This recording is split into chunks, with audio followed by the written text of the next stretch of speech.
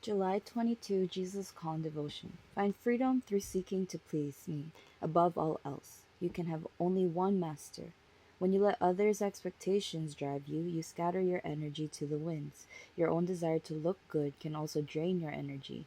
I am your master, and I do not drive you to be what you are not. Your pretense displeases me, especially when it is in my service. Concentrate on staying close to me at all times. It is impossible to be inauthentic while you are focusing on my presence. Bible reference is taken from Ephesians chapter 5 verses 8 to 10. For you were once darkness, but now you are lights in the Lord. Walk as children of light, for the fruit of the Spirit is in all goodness, righteousness, and truth, finding out what is acceptable to the Lord. As well as Matthew 23, verse 8.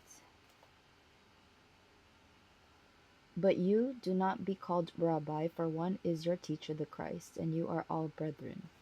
And last but not least, Matthew 6, chapter 1. Take heed that you do not do your charitable deeds before men to be seen by them. Otherwise, you have no reward from your Father in heaven. Reading the Bible in the year July 22, morning reading is taken from Acts chapter 23, verses 16 to 35. So when Paul's sister's son heard of their ambush, he went and entered the barracks and told Paul. Then Paul called one of the centurions to him and said, Take this young man to the commander, for he has something to tell him. So he took him and brought him to the commander and said, Paul the prisoner called me to him and asked me to bring this young man to you. He has something to say to you. Then the commander took him by the hand, went aside, and asked privately, What is it that you have to tell me? And he said, The Jews have agreed to ask that you bring Paul down to the council tomorrow, as though they were going to inquire more fully about him. But do not yield to them, for more than 40 of them lie in wait for him, men who have bound themselves by an oath that they will neither eat nor drink till they have killed him. And now they are ready, waiting for the promise from you. So the commander let the young man depart and commanded him, Tell no one that you have revealed these things to me. And he called for 2 centurions, saying, Prepare 200 soldiers, 70 horsemen, and 200 spearmen to go to Caesarea at the third hour of the night, and prepare mounts to set Paul on, and bring him safely to Felix the governor. He wrote a letter in the following manner: Claudius Lysias,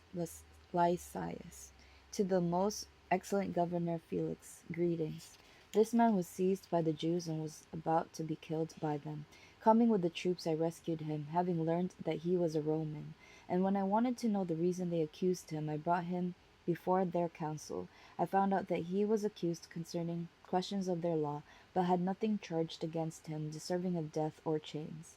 And when it was told me that the Jews lay in wait for the man, I sent him immediately to you, and also commanded his accusers to state before you the charges against him. Farewell.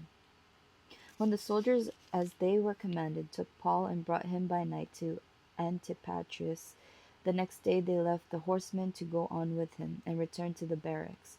When they came to Caesarea, and had delivered the letter to the governor, they also presented Paul to him. And when the governor had read it, he asked what province he was from. And when he understood that he was from Cilicia, he said, I will hear you when your accusers also have come. And he commanded him to be kept in Herod's praetorium. Reading the Bible in the year July 22, evening reading is taken from Psalm chapters 31 and 32. To the chief musician, a psalm of David. In you, O Lord, I put my trust. Let me never be ashamed. Deliver me in your righteousness. Bow down your ear to me. Deliver me speedily. Be my rock of refuge, a fortress of defense to save me. For you are my rock and my fortress. Therefore, for your name's sake, lead me and guide me. Pull me out of the net which they have secretly laid for me, for you are my strength. Into your hand I commit my spirit. You have redeemed me, O Lord, God of truth. I have hated those who regard useless idols, but I trust in the Lord. I will be glad and rejoice in your mercy, for you have considered my trouble. You have known my soul in adversities, and have not shut me up into the hand of the enemy. You have set my feet in a wide place. Have mercy on me, O Lord, for I am in trouble. My eye wastes away with grief, yes, my soul and my body. For my life is spent with grief, and my years with sighing. My strength fails because of my iniquity, and my bones waste away. I am a reproach among all my enemies, but especially among my neighbors, and am repulsive to my acquaintances. Those who see me outside flee from me. I am forgotten like a dead man, out of mind. I am like a broken vessel. For I hear the slander of many, fear is on every side. While they take counsel together against me, they scheme to my life, take away my life. But as for me, I trust in you, O Lord. I say, you are my God. My times are in your hand. Deliver me from the hand of my enemies and from those who persecute me. Make your face shine upon your servants. Save me for your mercy's sake. Do not let me be ashamed, O Lord, for I have called upon you. Let the wicked be ashamed. Let them be silent in the grave. Let the lying lips be put to silence, which speak insolent things proudly and contemptuously against the righteous. Oh, how great is your goodness, which you have laid up for those who fear you, which you have prepared for those who trust in you in the presence of the sons of men. You shall hide them in the secret place of your presence from the plots of men. You shall keep them secretly in a pavilion from the strife of tongues. Blessed be the Lord, for he has shown me his marvelous kindness in a strong city. For I said in my haste, I am cut off from before your eyes. Nevertheless, you heard the voice of my supplications when I cried out to you. O love the Lord, all you his saints, for the Lord preserves the faithful and fully repays the proud person. Be of good courage, and he shall strengthen your heart. All you hope, all you who hope in the Lord. Chapter 32. A Psalm of David, a contemplation. Blessed is he whose transgression is forgiven, whose sin is covered. Blessed is the man to whom the Lord does not impute iniquity, and in whose spirit there is no deceit. When I kept silent, my bones grew old, through my groaning all the day long. For day and night your hand was heavy upon me. My vitality was turned into the drought of summer. Selah. I acknowledged my sin to you, and my iniquity I have not hidden. I said, I will confess my transgressions to the Lord, and you forgave the iniquity of my sin. Selah. For this cause everyone who is godly shall pray to you in a time when you may be found. Surely in a flood of great they shall not come near. I'm sorry, my Bible has been erased, but I'll figure that out another day.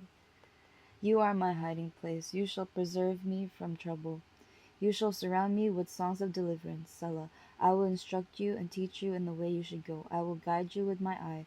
Do not be like the horse or like the mule, which have no understanding, which must be harnessed with bit and bridle, else they will not come near you. Many sorrows shall be to the wicked, and he who trusts in the Lord, mercy shall surround him. Be glad in the Lord and rejoice, you righteous, and shout for joy, all you upright in the heart.